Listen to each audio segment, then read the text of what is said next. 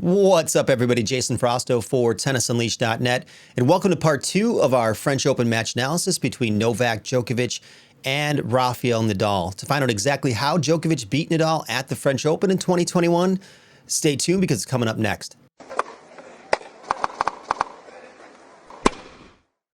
All right, so before we jump into the analysis, let's look at some stats and let's talk about something that I like to call damage. Damage is any time you get your opponent in a position where they're reaching, lunging, scrambling, or you force them to hit a short ball with the strength or position of your shot. Djokovic did damage to Nadal 154 times. This does not include the serve. This is just everything after the serve, okay?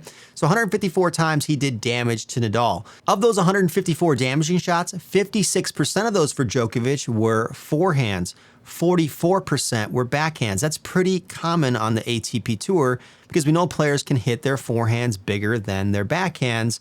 Nadal did damage to Djokovic 95 times in this match.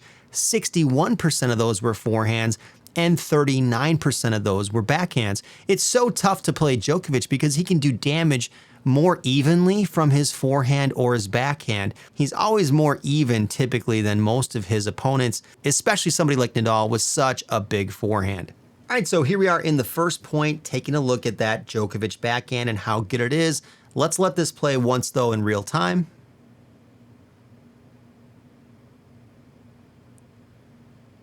Let's start to break this down. So we've got Djokovic here returning from zone 5. If you haven't seen our videos before, zone 5 is the deepest part of the court, and the zones are 1 through 5. It's going to be the service line of the net is zone 1. Zone 2 is service line to three-quarter court. Three-quarter court to the baseline is zone 3. From the baseline to halfway to the back fence or wall is zone 4. And then halfway to the back fence or wall is going to be zone 5. So Djokovic is starting in zone 5. Nadal here in zone 4.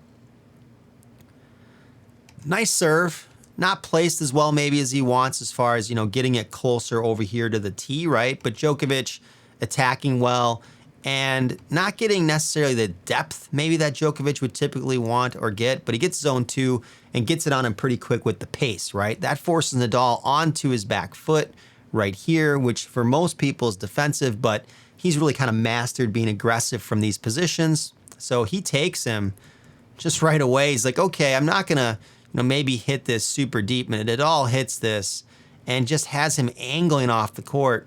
And look at what Djokovic is over here doing, just literally ridiculous. Completely open stance on the full stretch, reaching over and lunging, and he's making contact with his ball probably below the height of his knee, and then just hits a rifle small target down the line winner that Nadal or anybody would not be able to touch, right? And if you're not familiar again with our content, the dots that are in the courts, we have this green dot right here. That's a big target. Big targets are any shots that are 2 or more feet inside the singles sideline, okay? So those are big targets. The red area, what we see here at the end with Djokovic, those are small targets, and those are 2 or less feet from the single sideline, and he hits one right there from the wide part of the court from what looks to really be an impossible position, right? And he's one of the few people that could pull that off and make that happen. So just an incredible backhand, right? Let's move on to the next point now. Here we have Djokovic serving this time. We've got Nadal receiving from that zone 5 position, spends a lot of time back there, especially in the beginning of a point. Let's let this play.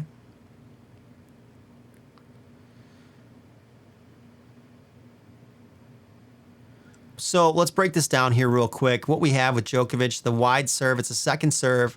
Nadal takes it and hits it high and heavy.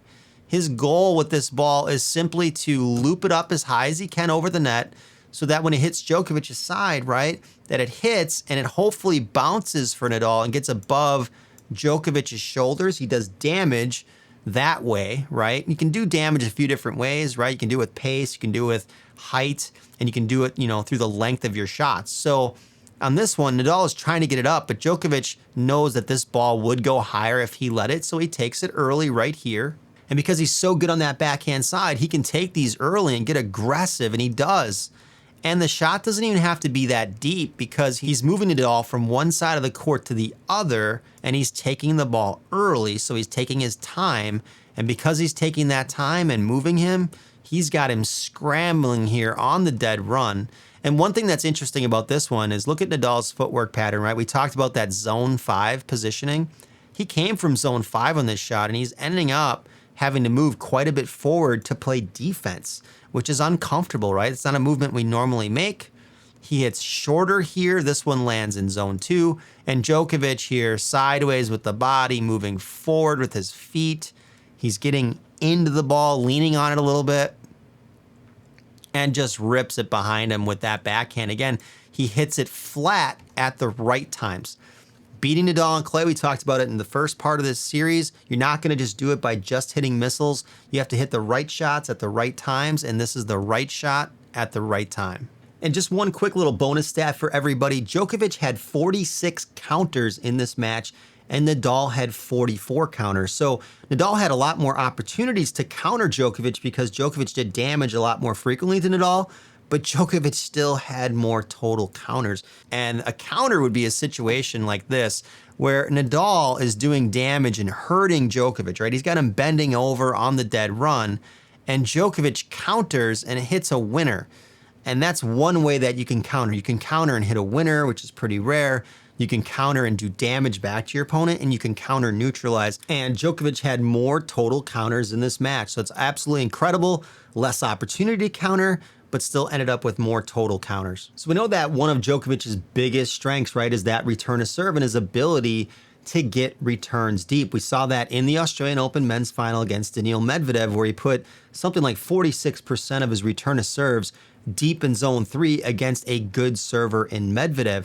What do those stats look like here at the French versus Nadal? We can see in this match, Djokovic hit 37% of his return to serves in the deepest part of the court in zone 3. Nadal, though, just 25% of his returns landing in zone 3. Now, Nadal has the benefit of that crazy spin, so a lot of his shorter shots still have the effect of being deeper because of how much topspin he has, but Djokovic was definitely better as far as getting depth on that return to serve. And what about that lopsided 4th set where Djokovic just sort of took over in that 4th set? What do the numbers look like there for return to serve depth for Djokovic? He hit an incredible 50% of his return to serves in the 4th set deep in zone 3 against Nadal, and it absolutely put Nadal on his back foot. Let's jump into some points now and let's look at some of these. All right, so here we have the first point with the return to serve from Djokovic, right? Let's just let this play and then we'll do the breakdown in a second, but Nadal serving here from the deuce side again, and a really short point. But let's just analyze this real quick and break down that return to serve. So Djokovic here, zone 5, right? 18% of his shots were hit from zone 5. Starts back. It's a first serve from Nadal. So Djokovic is giving himself some time to react to that serve. It's a pretty well-placed serve from Nadal. Could be a little tighter to the tee, but it's all right. And Djokovic here does something that a lot of returners just can't do. He takes a backhand and hits it, inside out like this, and is able to achieve depth in zone 3 right here, okay? And it's just something a lot of returners can't do, is hit what would be normally a weak shot for a player and hit it like that inside out and still get depth and pace together. And you can see, right, he forces Nadal onto his back foot from a defensive position. So Djokovic has done damage with this shot, and then Nadal just ends up hitting that ball long from an uncomfortable position. Let's move on to the next point now. Let's let this one play as well real quick. Nadal again, deuce side serve.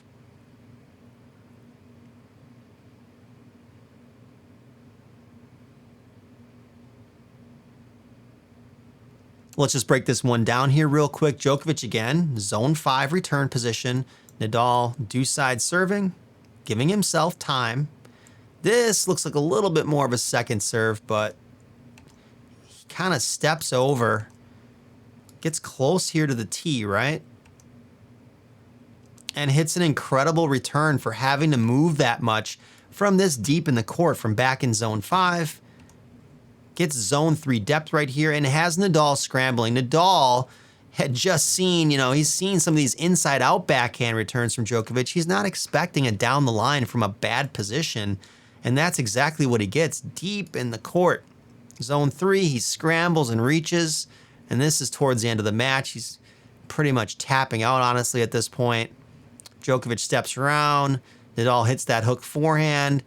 And here, this is just incredible. Djokovic's ability to take the ball early. So Nadal hits this super heavy forehand that lands in zone 3. And against most players, guess what? That's going to produce a short or a weak ball for Nadal in the next shot that he could pounce on. But Djokovic's ability to take the ball early, it's Agassi-ish. It's in the neighborhood of being able to do that and hit a ball where it's going to be difficult for Nadal to attack. The point of hitting deep and heavy is to hit shots like this and force your opponent to pop up a weak ball somewhere in here where Nadal could come up and just crush it. But Djokovic doesn't give it to him. He's able to handle it, and Nadal just goes for the low percentage shot. All right, so let's just take a look at the last point here real quick. Let's let this play in real time, and then I'll break it down. So we got Nadal serving from the ad side, Djokovic returning there, closer to the baseline, jumps on that, and then finishes the point. So let's just go back for one moment here. Nadal again, ad side serving right here, Djokovic returning from the ad side in zone 4, so he's closer to the baseline. So that makes you think that it's probably a second serve return versus a first serve return here. Immediately moves forward, right, as Nadal serves, split steps forward, outside leg, semi-open stance right here, so he's planning on that outside leg and loading, and just does a great job. We talked about this. 50% of his return of serves landed in zone 3 in the 4th set. But here, he uses the opposite tactic, just takes time and pressures him with some pace and angle and hits it in zone 1 and immediately gets Nadal scrambling. Nadal doesn't know what to expect because Djokovic just keeps showing over and over again that he's got depth, right? He can hit short and hard. He can do whatever he wants with these returns and pressures him. And then from here, just incredible. Nadal does an amazing job of keeping his ball down, but Djokovic just bends and casually takes his hands here and just drops them under the height of the ball. It's a low ball. It's difficult. Nadal plays great defense with it and just casually rolls this close to a small target deep in zone 3. So look where this ball's landing here. It's a tough shot to hit. He goes behind Nadal, and then Nadal forced into the air. But again, all starts with those hands, body balance. Does a great job of mixing his returns, so hitting those really deep returns, but then doing something like this and just keeping you off balance and cracking that and massages this deep and then forces the air. But just really incredible stuff from Djokovic all around. His game basically has no holes in it at this point. All right, that wraps it up for part 2 of our match analysis between Novak Djokovic and Rafael Nadal from the 2021 French Open. If you found this video helpful or you feel like you learned something today, make sure you smash that like and subscribe button. I'm Jason Frausto for tennisunleashed.net. I'll see you next time.